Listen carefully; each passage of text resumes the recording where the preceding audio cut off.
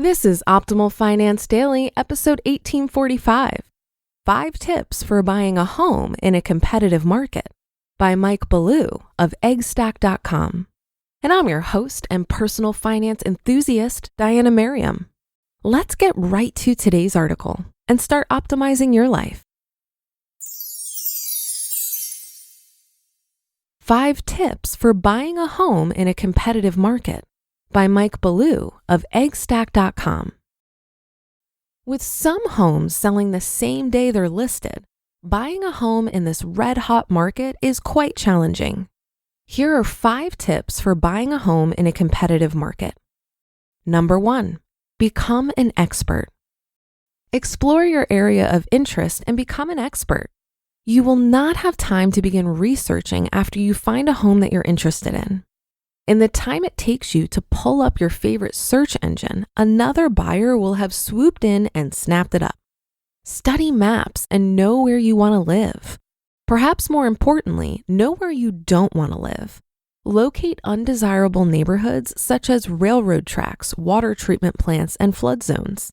If you're looking to buy a new or recently constructed home, research the home builders and find out their reputations for quality and integrity. Look for high ratings based on large numbers of votes and be wary of outliers and loons. For any product or service, there are those who will shout from the rooftops that their lives have been ruined by relatively insignificant issues. Learn about the financial aspects of your area of interest. Look on Zillow or the property's appraiser's website for special taxes levied against homeowners. These can be significant sums tacked onto ordinary property taxes to fund utilities in new developments.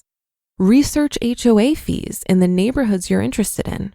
Some neighborhoods require homeowners to join their country club, which can be an expensive surprise at closing. Every home you consider must be viewed through the eyes of other buyers. What you buy today, you will likely sell at some point in the future. Understand the desirability of different areas. A home can be a stone's throw away from another, but be worth more or less based on its address or zip code. Number 2, get pre-approved. Buyers who have pre-approved financing have a leg up on those who don't. Think of it from the seller's perspective. Accepting an offer is like being married to the buyer for the time it takes to close the deal. It's a wait-and-see game that takes the home off the market and can end with the buyer failing to sell their home or secure financing. Sellers prefer to hitch their wagons to buyers who are able to prove that they can afford a home versus someone who hopes they can.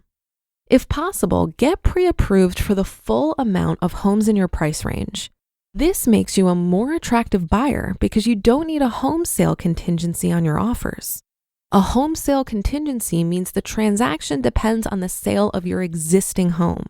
What seller is going to sign up for that when they have multiple offers without home sale contingencies? Sure, you may have to make 2 mortgage payments, but in this market, it will only be for a minute.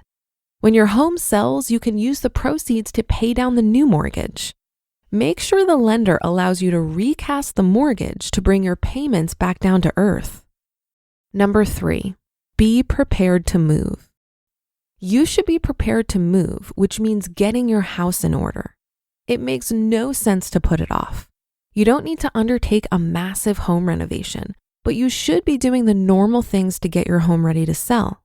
Patch the walls, wash the windows, remove any entertainment or security wiring you installed that might not pass inspection, and replace any unsightly landscaping.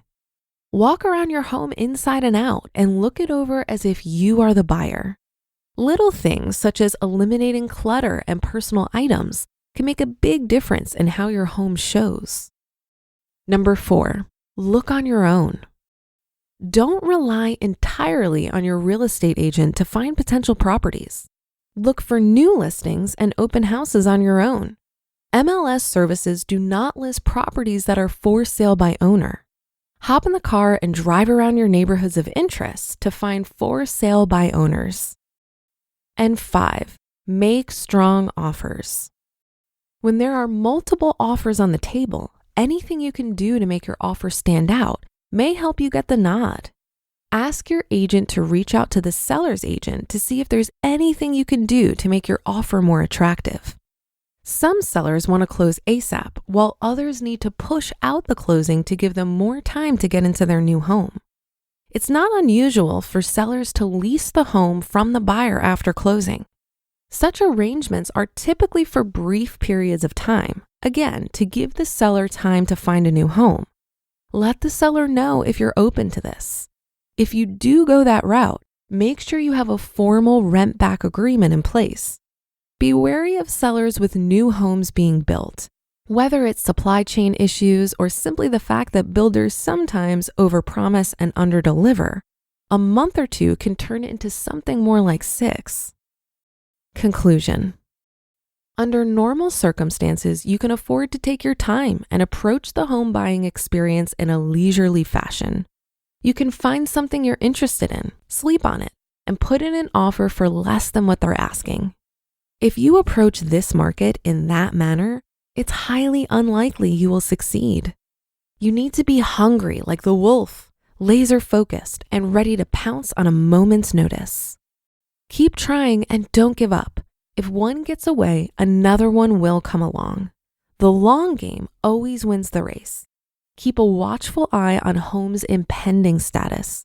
Deals sometimes fall through and homes come back on the market. Better yet, consider putting in a backup offer to be ready when that happens. Every day is a new opportunity for another home to be listed. Your persistence and patience will eventually pay off. You just listened to the post titled 5 Tips for Buying a Home in a Competitive Market by Mike Ballew of eggstack.com. This article hit home for me because before my Midwestern gentleman moved into my house a few months ago, we thought we were going to buy a bigger home. And then we started looking at this hot real estate market and decided against it. The dynamic of this kind of seller's market creates a lot of pressure on buyers and can cause people to make snap decisions on homes that they may regret buying later. For most of us, buying a home is a huge financial decision, and this kind of market can cause us to act out of states of desperation, which oftentimes has less than desirable outcomes. Recent surveys by the Wave Group and Zillow found about 3/4 of recent buyers express some regret.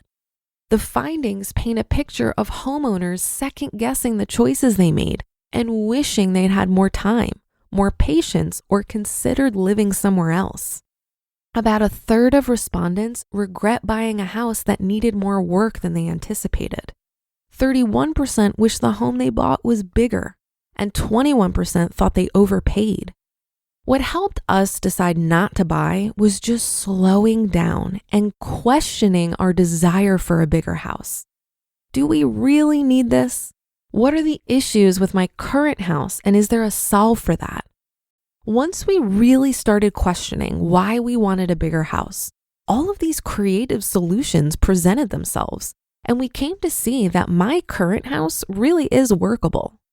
So if you have hesitations about buying a house right now, it's completely understandable. I suggest slowing down and really questioning if it's 100% necessary to buy right now. That should do it for another edition of Optimal Finance Daily.